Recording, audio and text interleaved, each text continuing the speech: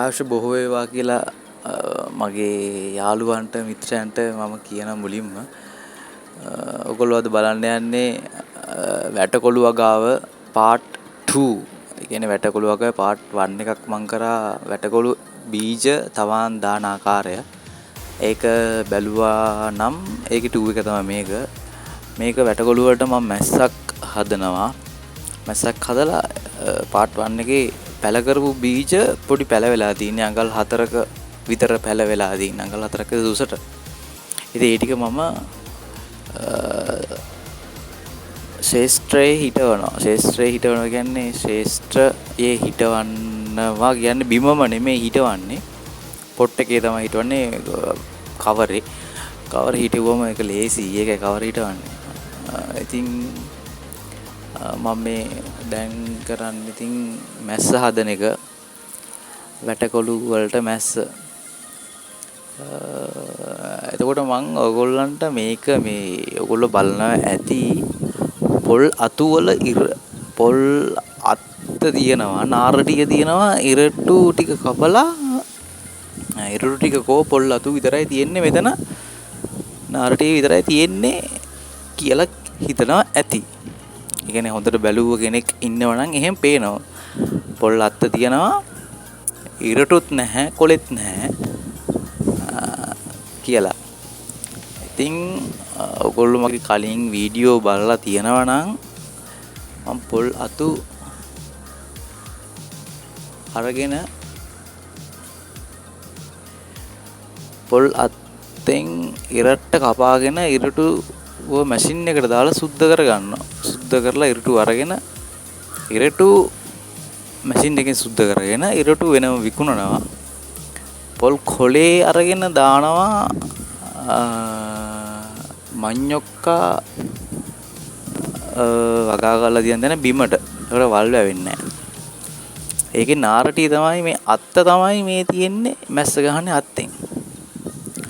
එතකොට දැන් පොල් අත්තක් අපේ වත්තේ පොල් අතු වලින් පොල් අත්තක් වැටුනම ඒ පොල් අත්ත කොටස් 3කට බෙදලා තුනෙන්ම ප්‍රයෝජනෙ අරගෙන තියෙනවා. කලින් වීඩියෝ බැලුවා නම් ඔයගොල්ලන්ට පේනවා ඒක. මොකද මේ පොල් අත්තත් අරගෙන තියෙනවා දැන් මෙතන මේ වීඩියෝ එකේ අස්ස ගහන්නේ පොල් අත්තෙන් පොල් අත්තත් අරගෙන තියෙනවා. පොල් ඉරට්ටත් අරගෙන තියෙනවා සුද්ධ කරලා. පොල් කොලේ වෙනම අරගෙන තියෙනවා දාන්න. ඒක මම දාපු වීඩියෝ දාලා තියෙන දැනටම දාලා තියෙන්නේ. දැන් මට ඒකේ වීඩියෝ එකක් මම ගෙනලා නැහැ. මම පෙන්නන්නම් ෂෝට් වීඩියෝ එකක් හරි. පොල් කොළ දාලා තිනවා මඤ්ඤොක්ක වගාවේ බිමට. එතකොට ඒක පොහොරක් වශයෙන් උත් අපිට භාවිතා කරන්න පුළුවන්. 1 2 තමයි. එතකොට වල් එන්නේ නැහැ. 3 තමයි. ඒකට වැස්සක් ඇවිල්ලා හරි වතුර හරි දැම්මම වතුර ඉක්මනට වාෂ්ප වෙන්නේ නැහැ. යට වෙලා තියෙන නිසා පොළවෙන් වතුර ඉක්මනට වාෂ්ප වෙන්නේ උරා ගන්නවා. එතකොට ඒක ලොකු පිටුරු දැම්මා හා සමානවම වතුර රැඳී පවතිනවා. ඉතින් ඒකයි ඒක මම මේ විදිහට කරලා තියෙන්නේ. ඉතින් මම මේක දවස් 2කට තමයි මේ හදන්නේ මේක. ගොඩක් කාලේ අරගත්ත මේක හදන්න.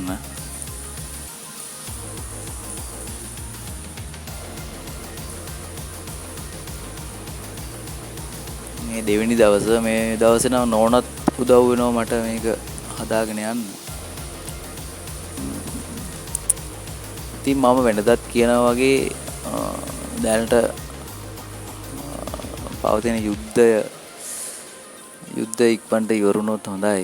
ගොඩක් තෙල් ප්‍රශ්න එහෙමත් දැන් ඇවිල්ලා තියෙනවා. යුද්ධය තව මාසයක් විතර පැවතුනොත් තෙල් ප්‍රශ්න සහ තව දේවල් අහිමි වීමේ සම්භාවිතාවය වැඩි. එක්ක ඔය මිල යනවා වැඩි. යුද්ධේ පටන් ගද්දිම රත්තරන් මිල ගියා. ඉතින් වගේ සියලු දේම මිලයයි. අපේ වගේ තුන්වෙනි පන්තියේ පොඩි රටවල් වලට ඉතින් ඒක ලොකුවටම බලපානවා. හැම හැම දෙයක්ම බලපානවා ලෝකයේ සිදුවෙන. ඉතින් අපිට ඉතින් කරන්න පුළුවන් දෙයක් තියෙනවා නම් ඉතින් අපිට පළවෙනිම දේ කරන්න ඕනේ මිනිස්සෙක් හැටියට හොඳට කාලා බීලා ඉන්න ඕනේ. හොඳට කියන්නේ පුළුවන් විදියට හරි කාලා බීලා ඉන්න ඕනේ. දෙවෙනි දේ තමයි අනිවාර්යෙන් අඳින්න ඕනේ. තුන්වෙනි දේ තමයි ආගමට දහමට පොඩ්ඩක් ලැබි වෙන්න ඕනේ. පොඩ්ඩක් හරි ලැබි වෙන්න ඕනේ. ඉතින් ඔය තුන සාමාන්‍යයෙන් තියෙනවා නම් අපිට පුළුවන් සාමාන්‍යයෙන් ජීවත් වෙන්න. ගොඩක් දේවල් ඉතින් අපි විසින්නේ ගොඩක් දේවල් අපි එකතු කරගෙන තින්නේ අපිට පහසුවට. ඒ නැතුව ඉතින් ජීවත් වෙන්න නම් ඉතින් ওই තුන තමයි අනිවාර්යයෙන්. හුස්ම ගන්න වාතය නම් තියෙනවා. තාම වාතයට බදු ගහලා නැහැනේ. ඉතින් අන්න ඒකයි. ඉතින් ඒ වගේ මම කියන්නේ ඉතින් අපිට පුළුවන් ඉඩක හරි වහලක හරි ගමන්නේ වහලක් උඩ හරි මොනවා හරි බවන්න පුළුවන් නම් හදන්න පුළුවන් නම් ඒවා හදන්න උත්සාහ කරන්න. තමන්ගේ ජීවන අරගලයට ජීවන වියදමට රුපියල් 1000කින් 2000කින් හරි ප්‍රයෝජනයක් වෙන විදියකට ඉතුරුවක් වෙන විදියට කරන්න. තමන් ගෙදර ඉන්න දවසක නිවාඩු දවසක තමන්ගේ ළමයෙක්ව අල්ලගෙන කරන්න වැඩක් කරද්දී එතකොට එයා පොඩ්ඩක් ඒ ගැන දැනුවත් වෙනවා. දැනුවත් වුණාට පස්සේ එයා ඒක තනියම කරන්න උත්සාහ කරනවා. එහෙම තියනවා. ඒ කියන්නේ මගේ දරුවත් සාමාන්‍යයෙන් මම වැඩ කරද්දී එයාත් එනවා ඇවිල්ලා වැඩ කරනවා. එතකොට ඒක එයාගේ ඔළුවට ටිකක් හරි යනවා. ඉතින් ඒක ගැන මං බලනවා අවබෝධයෙන්. බැලුවම එයාට දැන් මං මොන්ටිසෝරි යන කාලේ මට නොලැබිච්ච දේවල් එයාට ලැබෙනවා. එයාගේ ඔළුවට දැනුම. ඉතින් අන්න ඒකයි මං කියන්නේ. ඒ වගේ ළමයිවත් සම්බන්ධ කරගෙන වැඩක් කරනකොට කරන්න. මේ තියෙන ඉතින් උඩ දැන් වැටකොළු වගාවේ 3 වෙනි වීඩියෝ එක කරන්නත් කාලය හරි දැන් වැල් ඇදිලා තින්නේ මැස්ස උඩට. බබා ඇවිල්ලා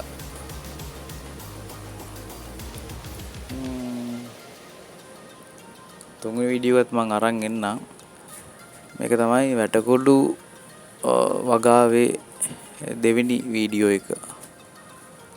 පළවෙනි එක බැලුවේ නැත්නම් පළවෙනි එකත් බලන්න. ඒකේ තවාන් දාන විදිය, පස් එකතු කරන විදිය, පස් ගන්න විදිය ඔක්කොම ඒකේ තියෙනවා.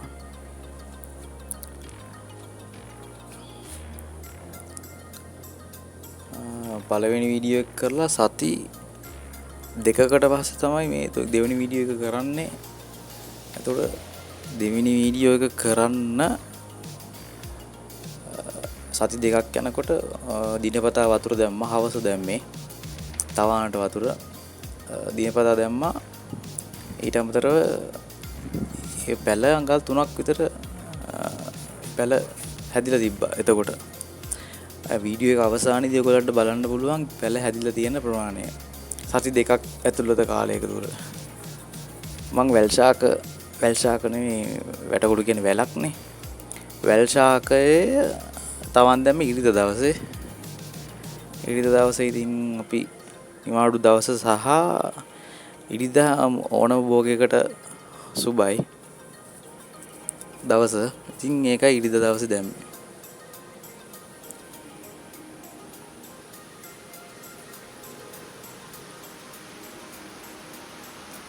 මම මේකත් මතක් කරන්න ඕනේ. මගේ වීඩියෝ වල එඩිටින් වල කිට් එක මගේ හැම දෙයකම ඉතින් මගේ වොයිස් එක ඉතින් ඒ වගේ වචන ඒ වගේ අඩුපාඩු ඇති. අඩුපාඩු තියෙනවා නම් ඒවා කියන්න මට මම හදා ගන්නවා. මිනිස්සු වුණාම ඉතින් සර්ව සම්පූර්ණ මිනිස්සු නැහැනේ කොහෙවත්. ඉතින් මට කිව්වොත් මට හදා ගන්න පුළුවන්. කමෙන්ට් එකක් දාන්න මම ඒක වැරද්දක් විදිහට ගන්න. කරි වදනක් දුන්නොත් මම ඒක පිළි අරගෙන ඒ විදිහට ක්‍රියා කරනවා. අනිත් එක මේ මගෙන් අහලා තිබ්බා මේ අර මගේ මේ බුලත් වගාව දැකලා බුලත් වගාව වීඩියෝ මම දෙකක් හරි තුනක් හරි කරලා තියෙනවා. ඒකෙන් කට්ටිය මගෙන් අහලා තිබ්බා මේ බුලත් පැල ගන්න තියනවද ඔයා ළඟ, බුලත් පැල විකුණනවද කියලා. ඇහුවා මගෙන් ඇහුවා. අනේ මේ බුලත් පැල TikTok එකෙන් එහෙම ඇහුවා මගෙන්. ඉතින් බුලත් පැල මං එහෙම හදලා නෑ දෙන්න. ටිකක් හදලා තිබ්බා. ඒ ටික මේ අපේ ආච්චිලාට එහෙම මම දුන්නා. ඒගොල්ලෝ ඉල්ලුව නිසා තමයි හදලා දුන්නේ. ඉතින් වෙන විකුණන්නයි කියලා හිතාගෙන හදපු බුලත් පැල මගේ ළඟ නැහැ. එක දෙක තමයි මේ එහෙම හැදුවත් බුලත් පැලයක් ඉතින් ඇවිල්ලා අරන් යනවනම් ළඟපාත ඉන්නවනම් ප්‍රශ්නයක් නැහැ. ඕක ඉතින් කුරිය කරලා එව්වොත් ඒක සාර්ථක වෙයි කියලා මට හිතන්නේ නැහැ. පොඩ්ඩක් අවදානමකුත් තියෙනවා. පැලයක් ගැලවුණොත් පැලේකට යන මේ කොස්ට් එකවත් අපරාදේ. ඒ සල්ලි වැඩක් නැති වුණත් මේ නිකන් දුන්න කිව්වම පැල ටිකක් හදලා නිකන් දුන්නොත් ඒ කුරිය සර්විස් එකට දෙන්න ඕනේ මුදලත් අපරාදේ. පැලේ නැති වුණොත් අපිට ඔයාටත් නැහැ පැලේ මටත් නැහැ. ඒක හදන්නේ නැහැ. ළඟපාත ඉන්නවනම් කවුරු හරි ඕන කට්ටිය ඉන්නවනම් එන්න දෙන්නම්. බුලත් පැල තියනවා, හැම 9 මිරිස් පැල තියනවා දෙන්න. බටු පැල තියනවා, බීජත් තියනවා, මෑ බීජ දිනවා, මෑ පැල තියනවා. එහෙම දෙන්න. මුදල් ඕනෙත් නැහැ. නිකන් දෙන්නම්. පැල කරන්න පුළුවන්. ඕගොල්ලෝ පැල කරගෙන ඕගොල්ලෝ වගා කරගන්න. විකුණන්න නැහැ. නිකන් දෙන්නම් අරන් යන්න. මගේ ළඟ තියෙන දේවල්, මගේ ළඟ නැති දේවල් දෙන්නම් කියන්නේ නැහැ ඉතින් මම.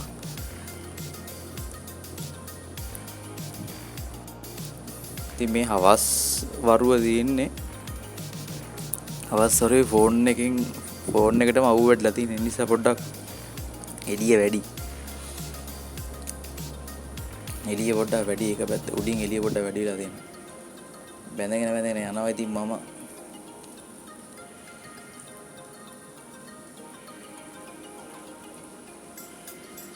ස්පීඩ් එකේ බඳිනවනේ. කොහොමද මගේ ශක්තිය කොහොමද මම හරි ස්පීඩ් සොනික් වගේ බඳින්නේ. වැඩ හොඳයි නේද මගේ?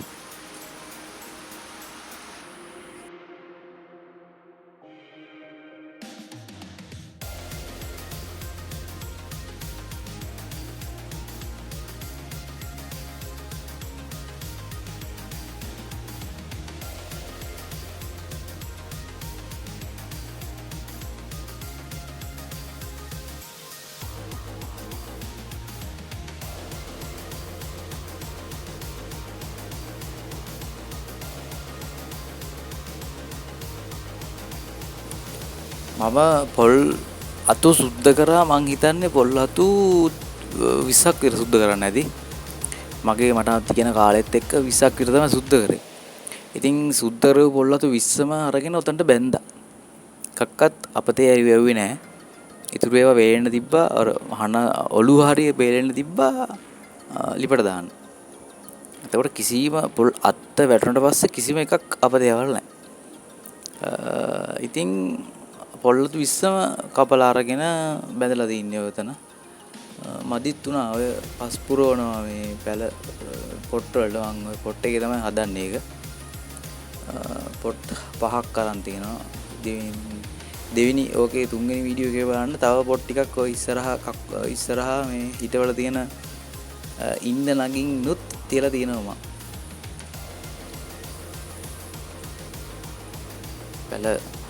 පැල පැකට් එකේ ඔයගොල්ලෝ පළවෙනි වීඩියෝ එක දැකපු කට්ටිය ඇති. පැකට් එකේ පැල ඇට තිබ්බ බීජ 80 ගාණක්. ඉතින් 80 ගාණෙන් 70ක් 60ක් විතර පැල වෙලා තිබ්බ. ඉතින් ඔක්කොම දාන්නත් එපෙයි. ඔය පැල කරන්න එපා. ඔය තියෙන්නේ.